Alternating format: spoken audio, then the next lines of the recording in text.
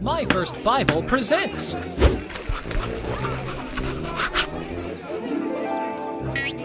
After Joshua's death, each tribe of Israel settled in its own territory.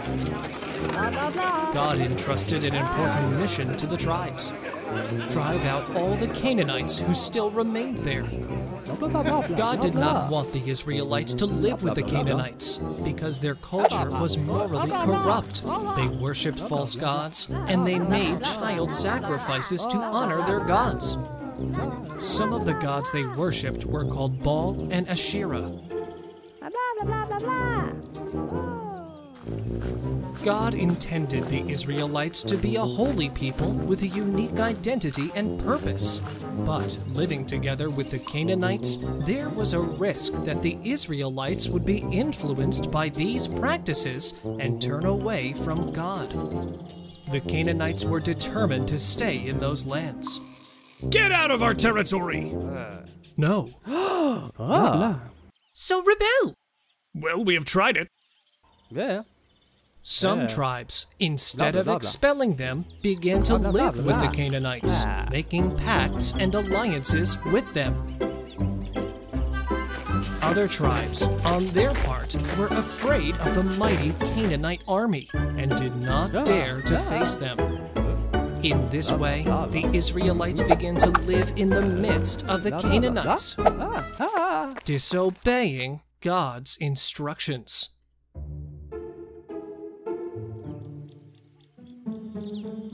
Near Gilgal, the angel of the Lord appeared among the Israelites. Oh my God! And said, I brought them out of Egypt, and I brought them into the land that I swore to give to their ancestors.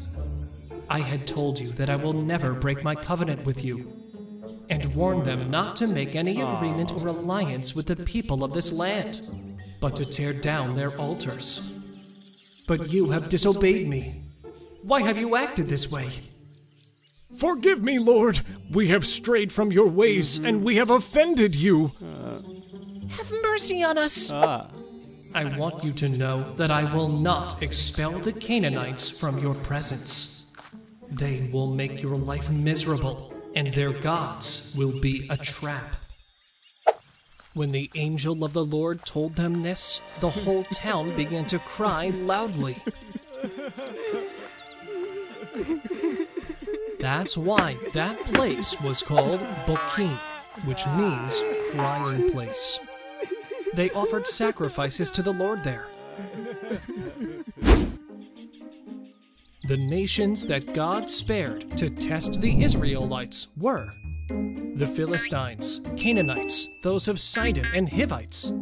The Israelites lived among the Amorites, Hittites, Perizzites, Jebusites, and Hivites. God left these nations as a challenge to the Israelites for the purpose of testing their fidelity and obedience by allowing them to remain in the Promised Land. It's been a long time. The generation that accompanied Joshua died, and another generation arose that did not know God or the works that he had done for Israel. These Israelites did what offends God, worship the images of Baal and Asherah. By living with the Canaanites, they began to see it as normal to worship the false gods of the Canaanites.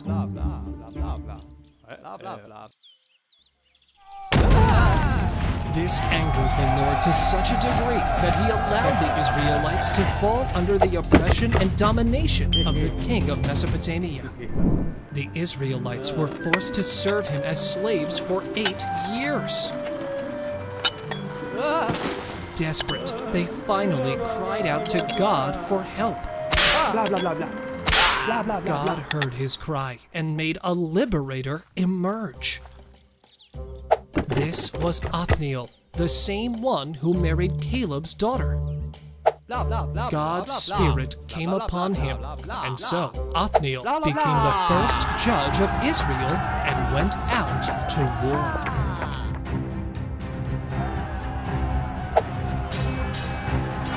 The new leaders back then were called judges.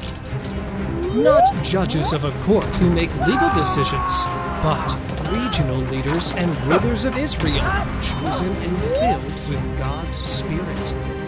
Hey! You just covered the most epic scene in the video! Oh, sorry.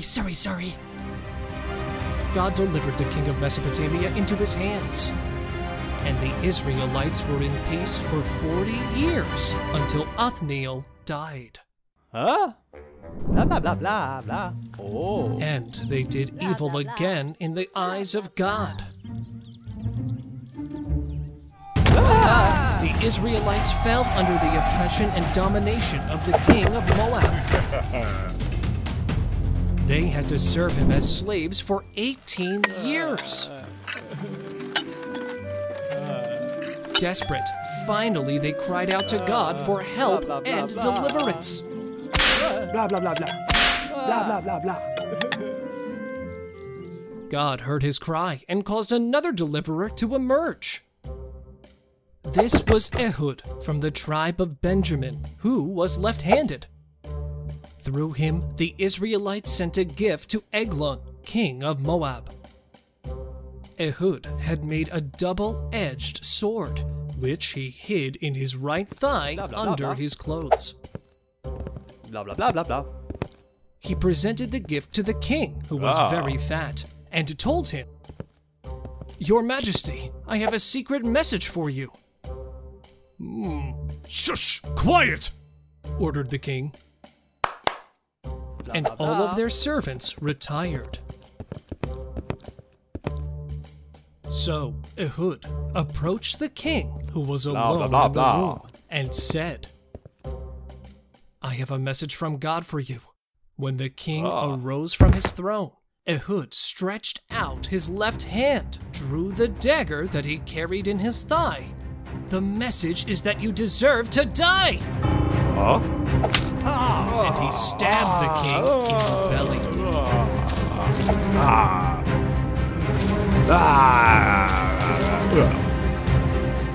Ehud did not draw the dagger, since it was completely covered by the king's fatness. Then locked the bedroom door and escaped through the window. When the king's servants arrived, seeing the door of the room was locked, they said, "Maybe he's using the toilet." Blah blah blah blah blah. Blah blah blah blah blah. Then Ehud blew the trumpet.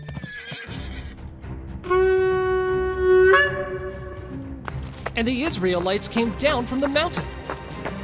"Follow me," he ordered them, "for God has delivered your Moabite enemies into your hands." And they attacked and defeated the Moabites. That day, Moab was subjugated to Israel, and the land had peace for 80 years, until Ehud died. And the Israelites returned to do evil in the eyes of God. The people of Israel at that time were like a circle that always returned to the same thing.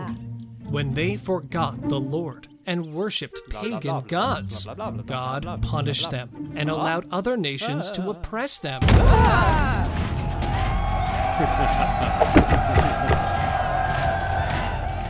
When the people repented of their sin and cried out to God, he sent a judge to free the people from oppression.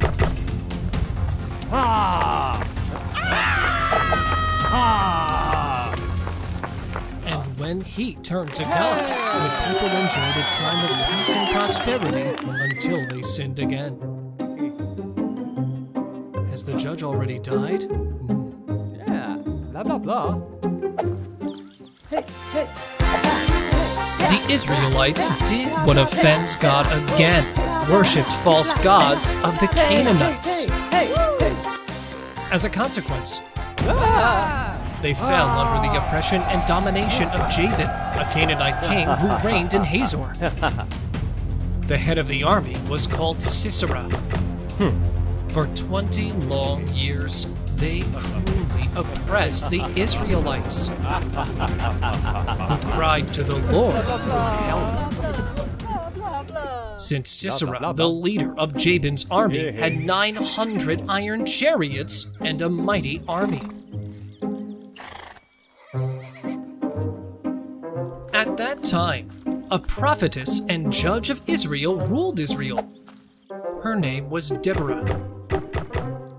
Deborah had her court under the palm tree in the mountainous region of Ephraim.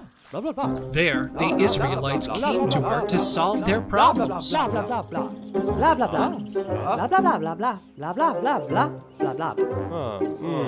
Once, reports reached Deborah about the suffering of the Israelites at the hands of the bloodthirsty army of Sisera.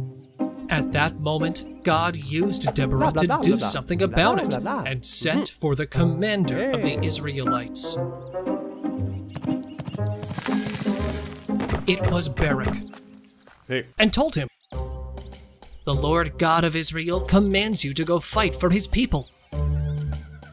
How can you be so sure about it? Barak answered, Do you want me to fight for people who always deny their own God? "The God of Israel is also your God, so gather 10,000 men from the tribe of Naphtali and the tribe of Zebulun. Take them to Mount Tabor. Sisera will be there with his chariots and troops, but God will deliver him into your hands." Barak did not have the courage to follow this order by himself, because he knew that Sisera's army was very powerful, and told Deborah, I will only fight if you come with me, otherwise I will not go. "The Lord sends you, not me," Deborah said. "But it's okay, I will go with you. However, because of the way you are going to face the battle, victory will no longer be yours. God will deliver Sisera into the hands of a woman." Oh, okay. In this way, Deborah went to Barak, gathered the 10,000 soldiers of the Naphtali tribe and Zebulun. Sisera, upon learning of the mobilization of the Israelites, summoned his 900 chariots and all of his soldiers to the Kishon Brook. When Sisera and his soldiers looked at the Israelite army, they underestimated their strength and abilities. "Are those troops the entire enemy army?" Yes, sir. They are few in number and do not appear to be professional soldiers. What an incompetent commander! Your troops have no chance against us. This war will be easy. So, Deborah told Barak with determination, "Go ahead. This is the day the Lord will deliver the army of Sisera into your hands. The Lord marches in front of you." In this way, Barak descended from Mount Tabor with the 10,000 soldiers for battle.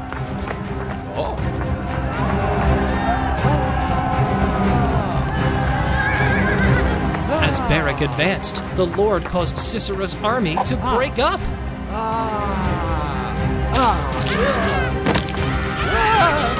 Their chariots were smashed, and the Canaanites soon began to lose the battle. Sisera, seeing the impending defeat, jumped from his chariot.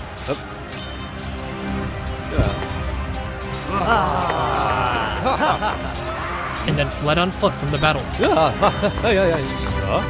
The entire army of Sisera fell by the edge of the sword. No one was left alive.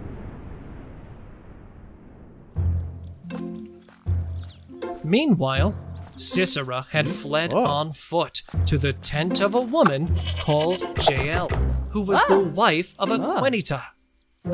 "Oh wow, it's the General Sisera. Go on, my lord. Come in here. Do not be afraid." Sisera entered the tent. There, very tired, he said, "I am thirsty. Could you bring me some water?" She uncovered a skin of milk, gave him a drink, and covered him with a blanket to rest. "Go to the entrance of the tent," he said. "If someone comes and asks if anyone is here, say no." "Of course, whatever you say, my lord." He, exhausted, was deeply sleeping. Jael knew that this man was a dangerous enemy, and that he represented a threat. So, she took a stake from her tent and a hammer, snuck up on him, and killed him by driving a stake through his head. And Sisera died. At that moment, Barak was passing by looking for Sisera, and Jael went out to meet him. "Come here," she said. "I'll show you the man you're looking for." Barak went in with her, and he saw Sisera laying on the floor, dead, with the stake driven through his head. Oh my God. Hey! It was then that Barak realized that what Deborah prophesied had come true. That God would deliver Sisera into the hands of a woman, and that victory would be thanks to her. Thanks to Jael. That day, God humiliated Jabin, the Canaanite king, in the presence of the Israelites. Israel grew stronger in the fight against Jabin and his army until they completely destroyed it. Thus, the Israelites were freed from the oppression of the king of Jabin. Deborah and Barak sang a song full of praise and thanks to God for his intervention and for the liberation of Israel. A song to remember God's faithfulness and highlight the courage of leaders who fought for freedom. Na na na na na na na na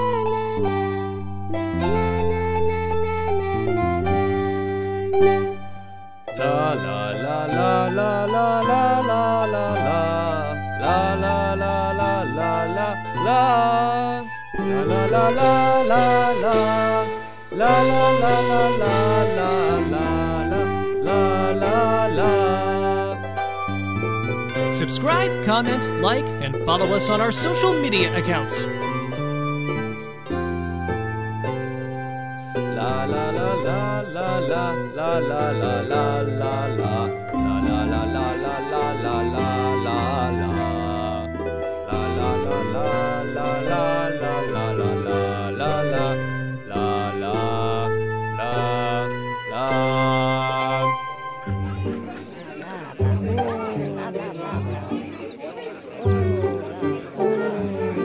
After 40 peaceful years, the Israelites did what offended God again, which is to worship the false gods of the Canaanites. As a consequence, they fell under the oppression and domain of the Midianites for 7 years. The Israelites were having such a hard time that they had to run towards the mountains seeking refuge. There, they lived hiding in caves and in fortified spaces. Each time the Israelites tried to grow the fields, the Midianites, along with the Amalekites and other peoples of the east, went, plundered, and destroyed all of their crops, leaving them with nothing to eat. They also killed their livestock, their sheep, oxen, bulls, and donkeys. As a result, the Israelites were completely deprived from animals and resources. These Midianites, together with their Amalekite allies and other peoples of the east, were camping near the Israelites with the intention of harming them. Both them and their camels were too many, so much that they looked like a locust infestation.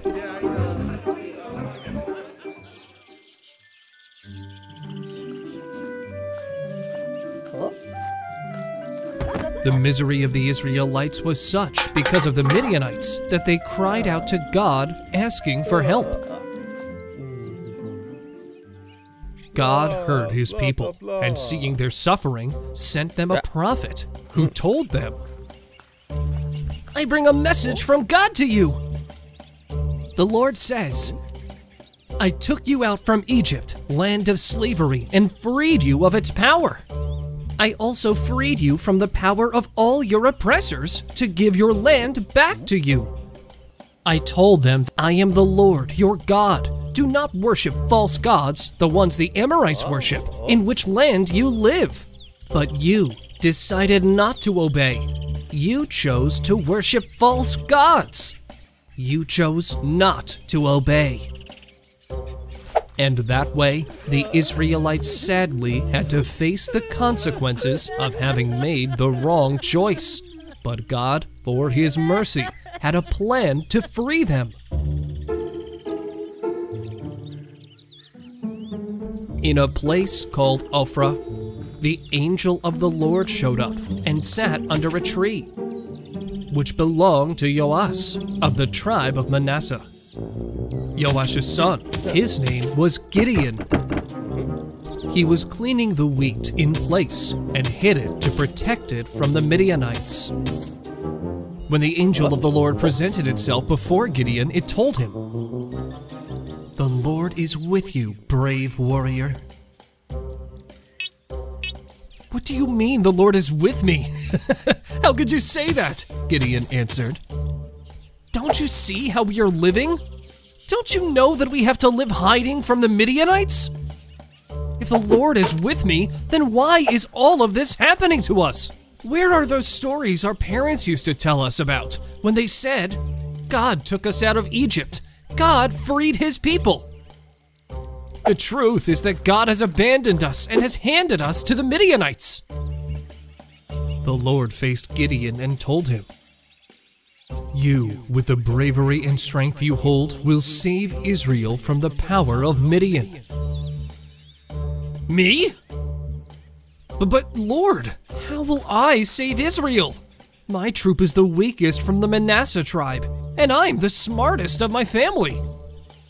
The Lord answered, "You will defeat the Midianites as if they were just a single man, because I will be by your side." "Okay, if you will be with me, then I need proof that it is you who I'm talking to," Gideon answered. I will bring my offer and offering, and I will put it before you, but I need to prepare it, so please don't leave until I come back." "I will wait for you here," the Lord said. Gideon rushed to prepare a kid and used flour to make unleavened bread. Once he had everything ready, he took the unleavened bread, placed the meat in a basket, and the meat stock in a pot. And then he took it where the angel was. God's angel told him to place the meat in the unleavened bread on a rock that was there, and then to spill the meat stock on it. So he did. So, with the tip of the stick he was carrying, the Lord's angel touched the meat and the unleavened bread. And suddenly, fire came out of the rock, which consumed the meat and all of the bread there. Then the angel of the Lord disappeared from his sight. Bye. When Gideon realized it was the Lord, he exclaimed, "Oh my! I have seen the angel of the Lord face to face!" But the Lord told him, "Do not fear, you won't die, be in peace." At that moment, Gideon built there an altar for God and called it Jehovah Shalom, which means the Lord is peace. That same night, God told him, "Take a bull from your father's herd. Pick the second one, the one who is 7 years old. Your task will be to tear down the altar your father dedicated to Baal, as the wooden post with the Asherah image which is next to him. Then, using Asherah wood, you will offer the bull that you took as a holocaust." Gideon heard every instruction coming from God. That way, he did as the Lord had told him. But he did it at night, since he was afraid of his family and the men of the city. There, with 10 of his servants, they destroyed the altar devoted to Baal. And Asherah made it little bits, turned it into wood, and with it offered God a holocaust with the bull of his father.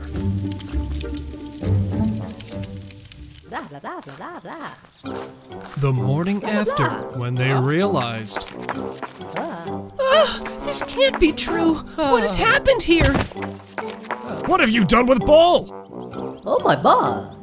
"What? What?" Baal. Oh, right. Who dared to do this?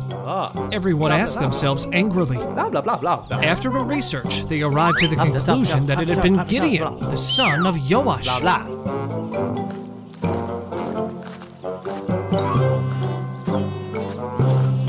Angry, the men of the city demanded Joash. Where's your son, Gideon? He has to die! Look what he has done! He destroyed the altar of Baal and the image of Asherah. Joash, in a very smart way, answered them. Won't you defend Baal? Well, no. Isn't Baal God to defend himself on his own? Yes. Then anyone who defends Baal must die before dawn. What? Oh, no. If Baal is really a god, he should defend himself from the one who has destroyed his altar. Isn't that true? Well, yes.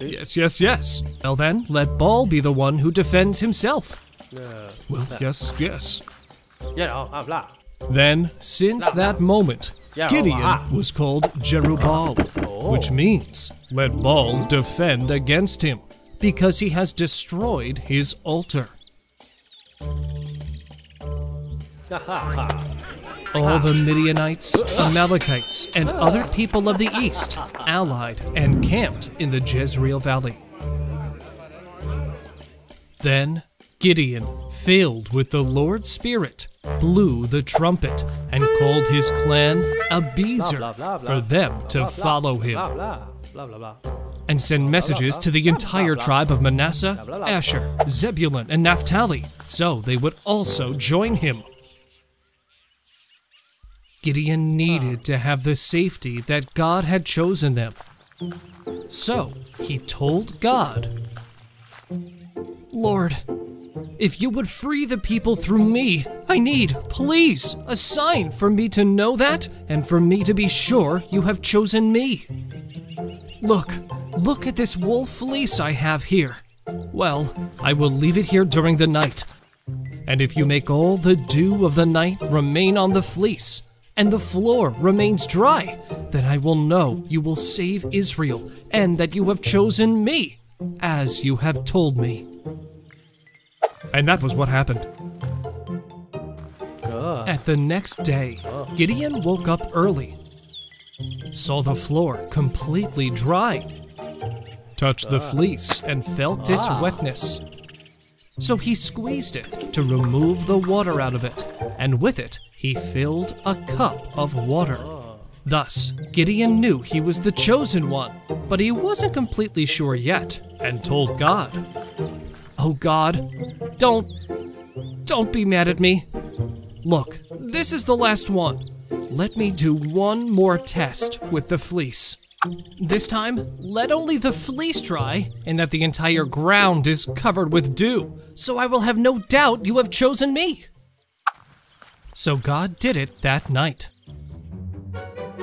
The next day, Gideon realized that everything was damp and wet from the nocturnal dew. But when he touched the fleece that was on the wet floor, he realized it was completely dry. Wow. And just like that, Gideon knew he was the chosen, and through him, God will free Israel from the Midianites. There's no more excuses.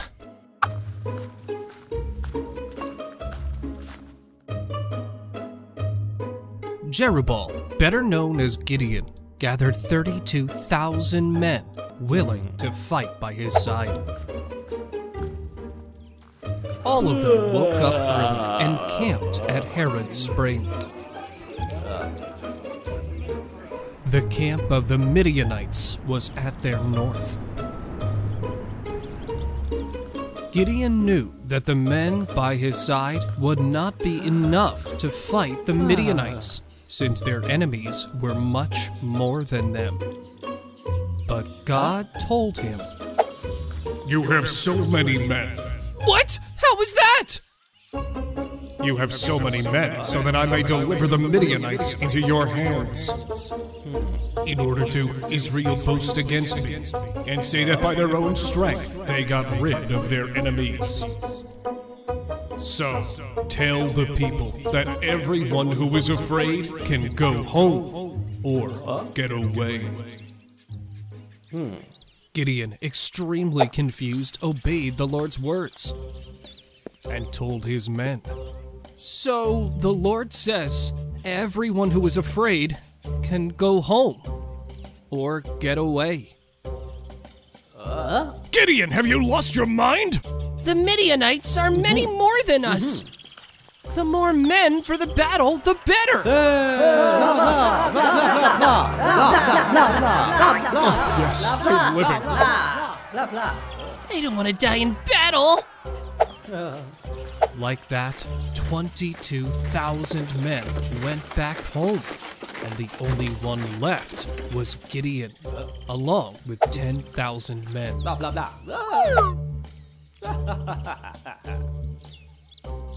Gideon, worried, knew that 10,000 men was nothing compared to the Midianites' army and their allies. But God told him, You still have many men. What? But Go down to the river with them and tell them to drink water. There I will tell you who will go with you and who won't.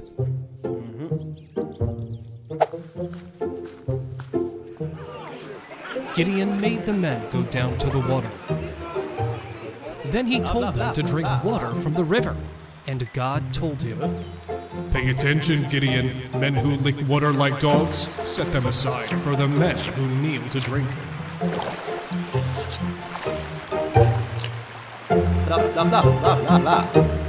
So he divided them.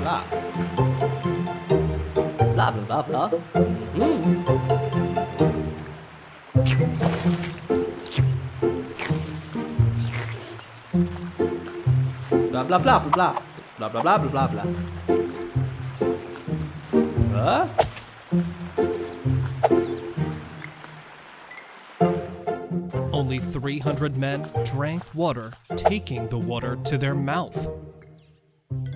Everyone else kneeled to drink. And the Lord told him, With these 300 men who lick the water will be saved by me, and I will give you the Midianites to you. The rest of the men will return to their homes. with 300 men. So, as God told him, Gideon told the rest of the men to go back home. But he retained the 300 men, those who took charge of the provisions and the trumpets of those who were living. The camp of the Midianites was located in the valley below where the Israelites were.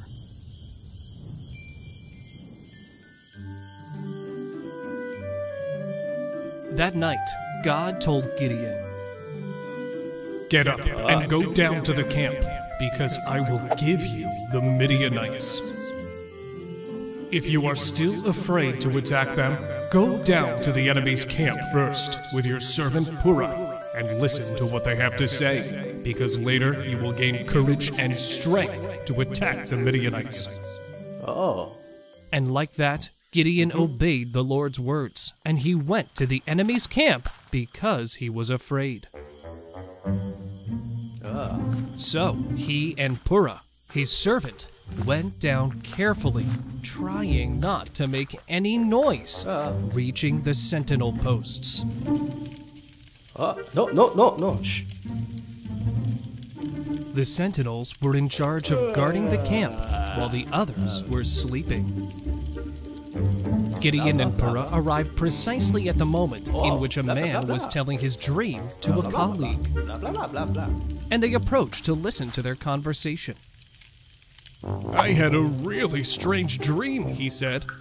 "My dream was right at the camp. I was guarding when I saw a barley loaf coming down, which came rolling and crashed hard into a tent at the camp. And the tent rolled over and fell down." When he heard this, the other man said, Oh, that's bad.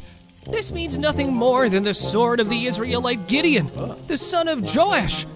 God has given the Midianites into his hands and all the camp. What? It can't be true. What will we do? Blah, blah, blah, blah, blah. When Gideon heard the dream and its interpretation, he fell to the ground in worship. Blah, blah, blah. Blah, blah, blah, blah. Then he ran to the Israelite camp and shouted, "Get up! The Lord has given us the Midianites and their allies!" Blah, blah, Quickly, blah, blah, blah, Gideon blah. divided Blah, blah, the blah, 300 blah, men blah, blah. into 3 Blah, blah, blah, squads. blah, blah, blah, blah. He gave each one a trumpet, torches, and empty jars, so that they could put the torches in it and hide their light. Blah, Then blah, blah. Gideon explained, "We will surround the Midianites' camp, and there you will do exactly the same as I do. As my squad and I blow the trumpets, you will do too, surrounding the camp, and you will yell with all your strengths for the Lord and for Gideon."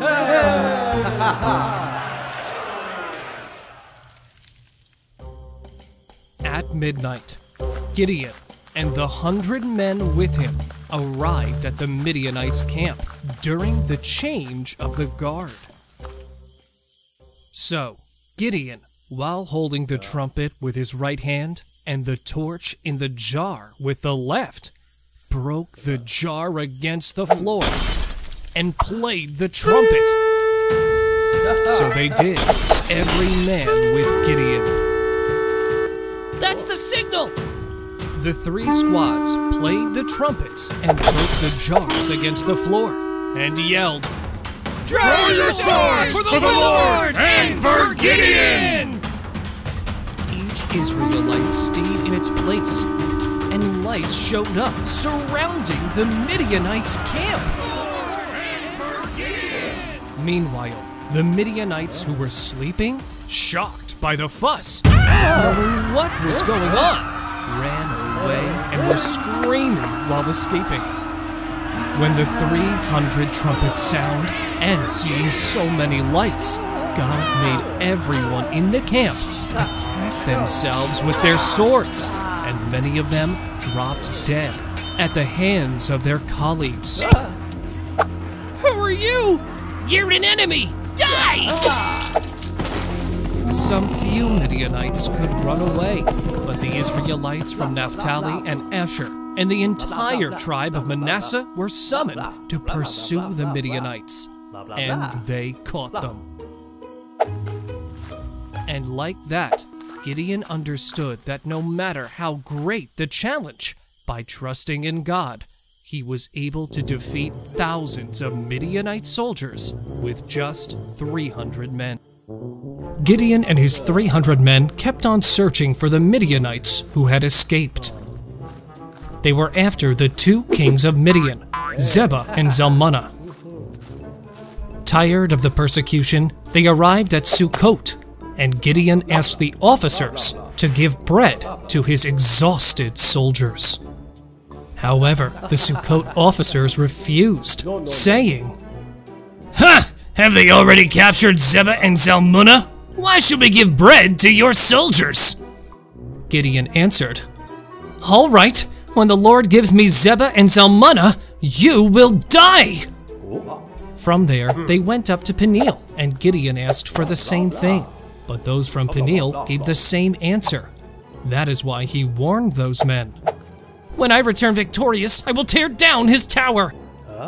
When the kings of Midian were finally captured, Gideon punished the men who mocked and refused to help them.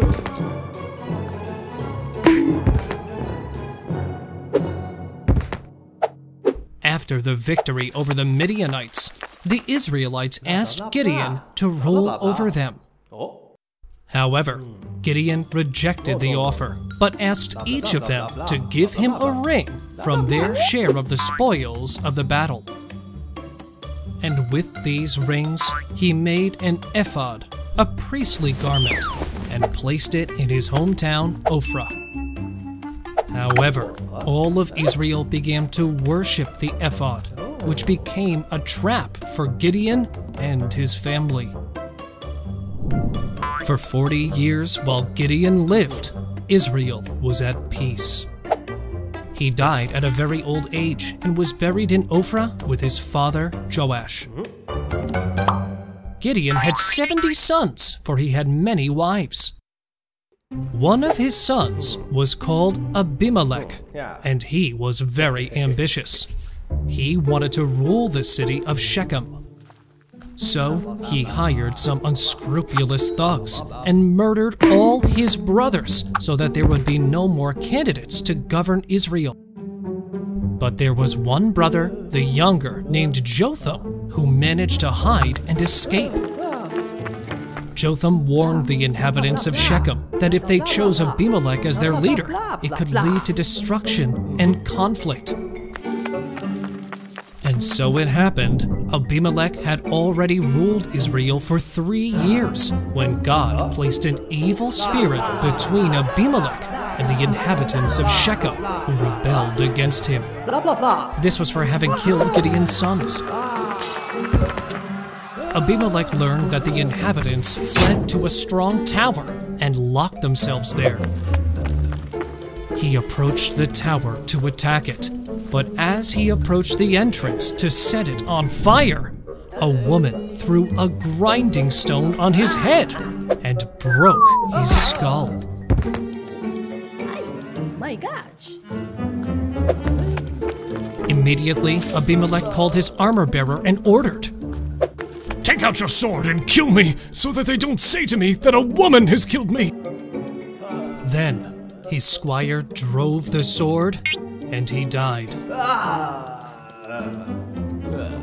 This is how God punished Abimelech for the crime he had committed against his father by killing his 70 brothers.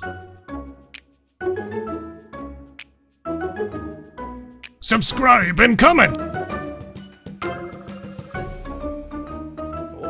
It's a joke! Jephthah's promise. After a long time, there once was a warrior from the region of Gilad named Jephthah, who was the son of Gilead and a harlot. Gilead also had children with his wife, who when they grew up, drove out Jephthah. You will not have part of our family's inheritance, they said, because you are the son of another woman, of a harlot. But I also have the right to inheritance. I am a son of Gilead, even though I am not from the same mother as you. You don't belong here. I do! No, you don't. Why? You were not part of the family. We are brothers. Half-brothers. I deserve a part of the inheritance. Stop, Jephthah. You are not a legit heir. Then Jephthah fled from his brothers and went to live in the region of Tob, where he met some malicious men, who went out with him to commit misdeeds.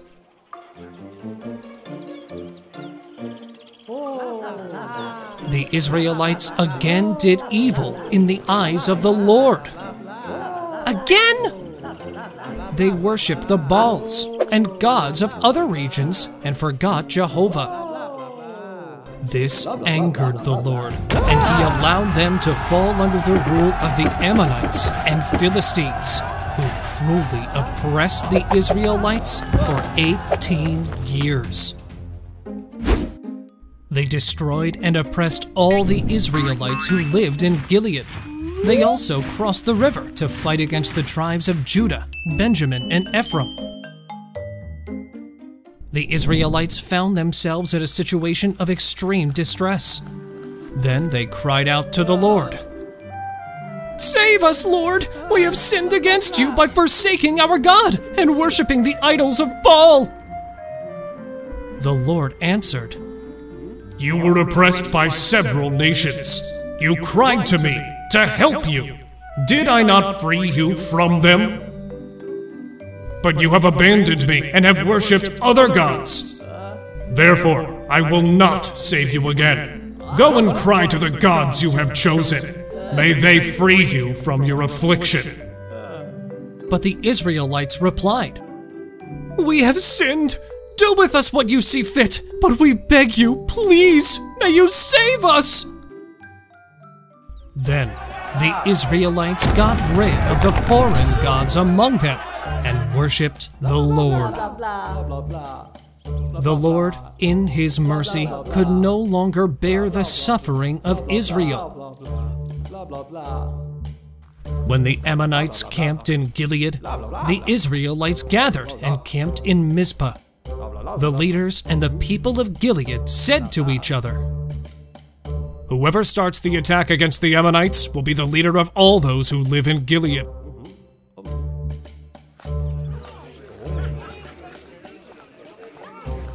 After some time, the elders of Gilead went to bring Jephthah from the land of Tob. What brings you here? Jephthah asked. We have come to ask you to lead our army against the Ammonites. In the name of all Israelites, we ask you to help us. Weren't you the ones who hated me and threw me out of my father's house? Why do they come to see me now when they are in trouble? The elders replied, That's why we come to see you now. Come with us to fight against the Ammonites, and you will be the leader of all who live in Gilead. If the Lord hands me over to the Ammonites, then I will be your leader? The Lord is our witness. We shall do as you say. Jephthah went to the elders of Gilead, and the people made him their leader and commander.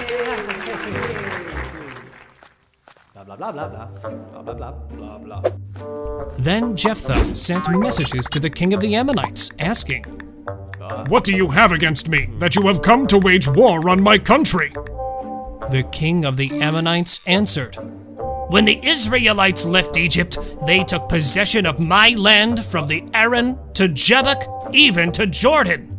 Now give it back the good way.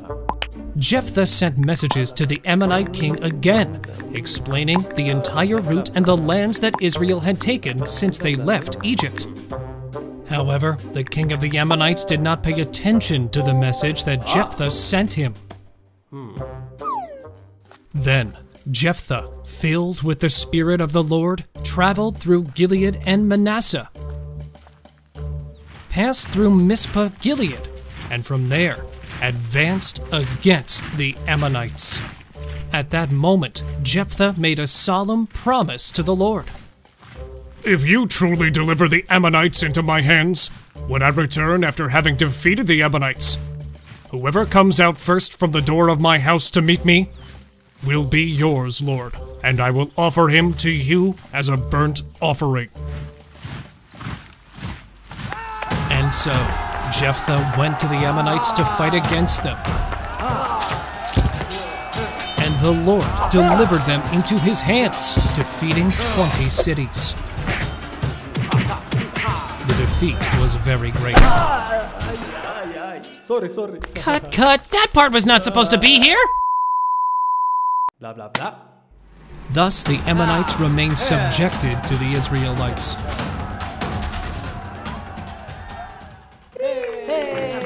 When Jephthah finally returned to his home in Mizpah, he was very proud as he headed home.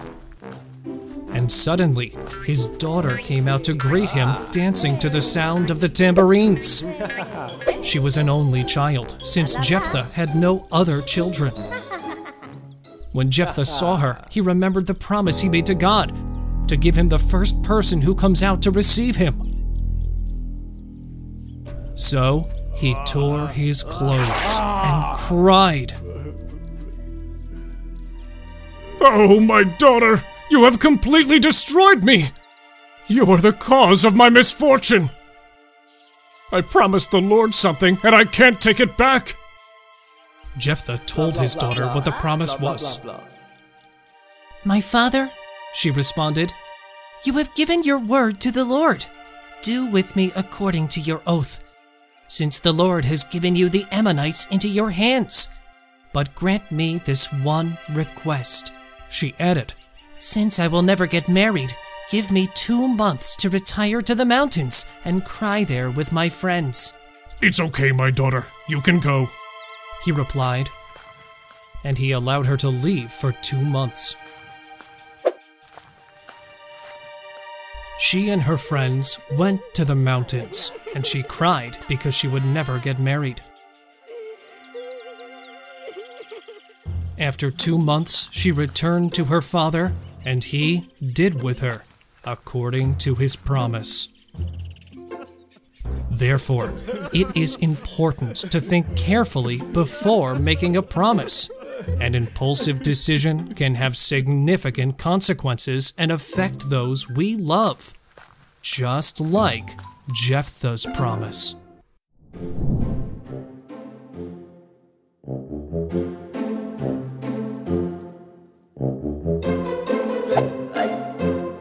Now you are ready to subscribe, comment, like, and follow us on our social media.